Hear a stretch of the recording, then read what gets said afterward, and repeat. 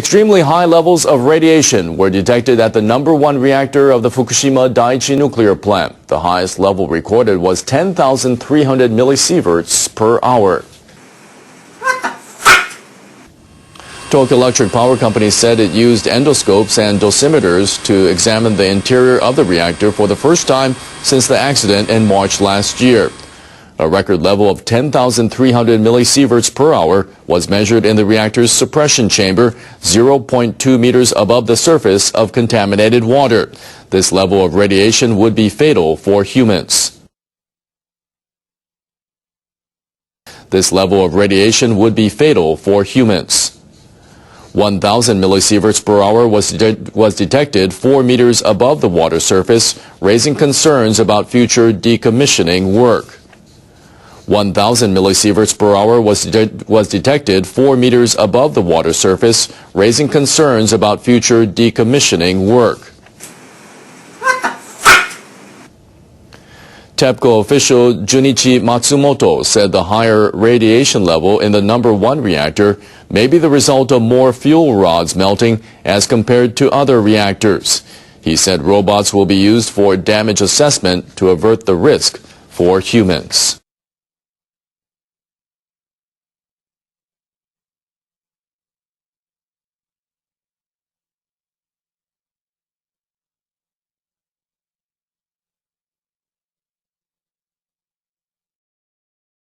Tokyo Electric Power Company has lost billions of dollars since Japan's disaster disabled one of its nuclear plants, Fukushima Daiichi. It needs more money to stay afloat, lots more. So TEPCO shareholders have approved a plan to accept a government bailout. Now the state owns more than 3/4 of the utility's voting rights. Shareholders gathered in Tokyo for their annual meeting. TEPCO is still dealing with a costly cleanup and compensation payments related to the 2011 nuclear accident.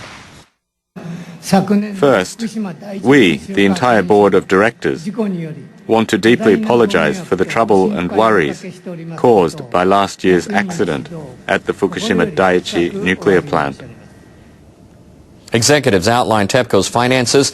They explained why the utility needs more than $12 billion in public funds to help turn things around. Shareholders then approved the resignation of the current chair and president. The executives quit to take responsibility for the management of the company and the Fukushima accident. Their replacements have already taken over. Shareholders also agreed to fill the majority of director positions with people from outside the company. TEPCO is now ready to implement a restructuring scheme.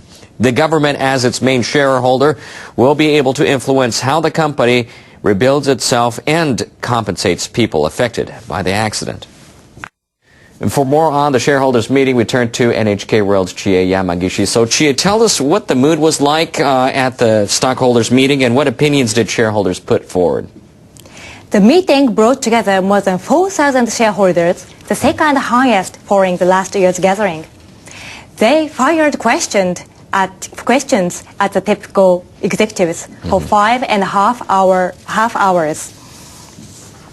Shareholders questioned TEPCO's plan to restart nuclear reactors in its service areas. It is one of the major points of the utility's reconstruction plan.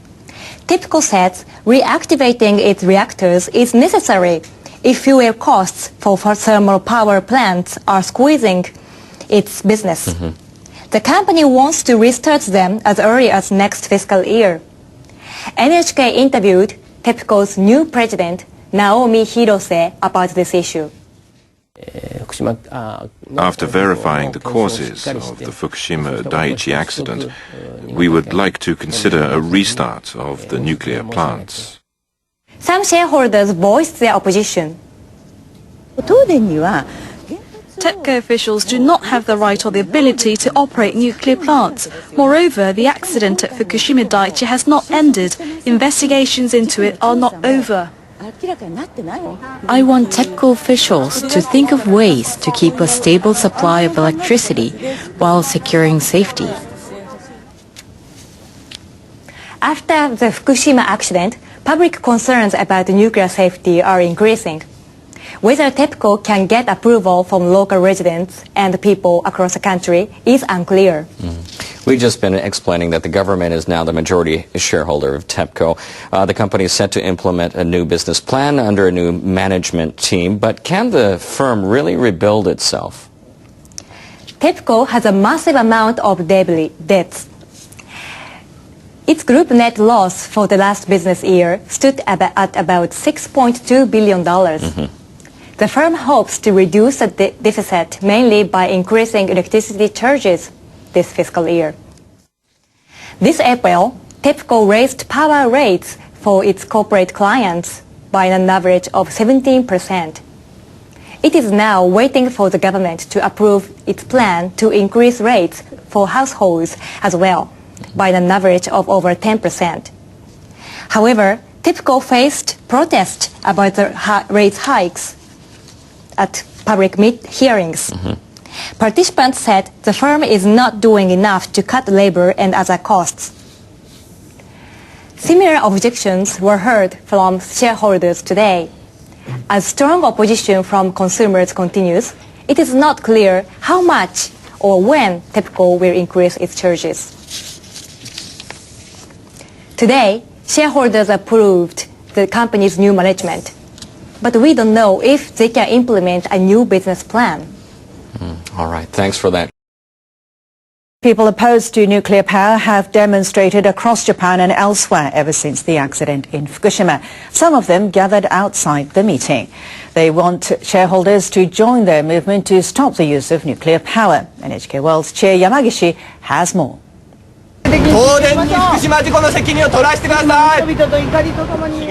People came here joined by a common belief that nuclear power is dangerous. Some came from as far as Germany to share that message. They are responsible for a catastrophe which harms the whole world and which brings the blue planet to a black planet. TEPCO officials do not have the right or the ability to operate nuclear plants. Moreover, the accident at Fukushima Daiichi has not ended. Investigations into it are not over. People here say it's time for TEPCO officials to take responsibility for what happened at Fukushima Daiichi. TEPCO shareholders passed the protesters on their way into the meeting. Some suggested company leaders need to rethink their business model.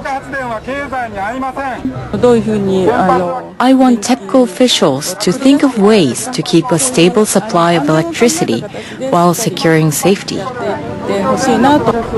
Other shareholders say nuclear power is a necessary part of the energy mix in Japan.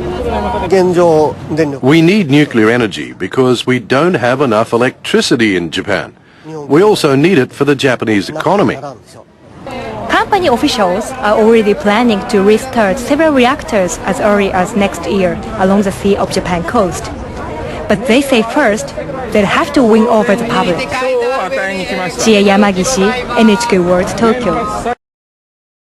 Members of a shadowy international group found their way into places they should not have been. The hackers, known collectively as Anonymous, say they attacked several Japanese government websites. Officials at the Finance Ministry were working away when they detected an intruder. Ministry officials say they shut down part of their site after the hackers tampered with the content. The altered page included a photo of an overseas protest rally, a message opposing the restart of a nuclear plant in Japan, and another statement by the group. The hackers also got into the website of the Supreme Court. Users had difficulty accessing it for more than an hour. The hackers altered pages of the Land Ministry too. Anonymous claimed responsibility for both of those cases. Users had difficulty accessing the websites of the governing Democratic Party and the opposition Liberal Democratic Party. Anonymous released a statement on Monday protesting Japan's new copyright protection law and threatened to attack government websites.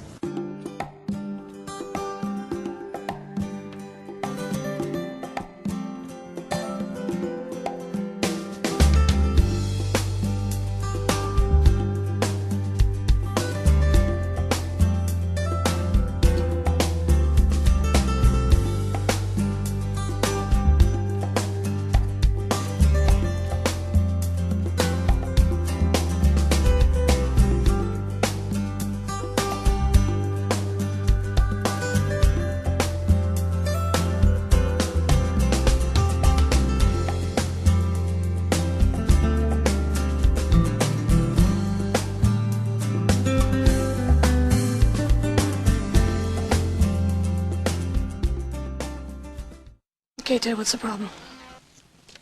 Hello, Betty. What's the problem? I haven't got a problem. I've got fucking problems. Plural. Want to hear?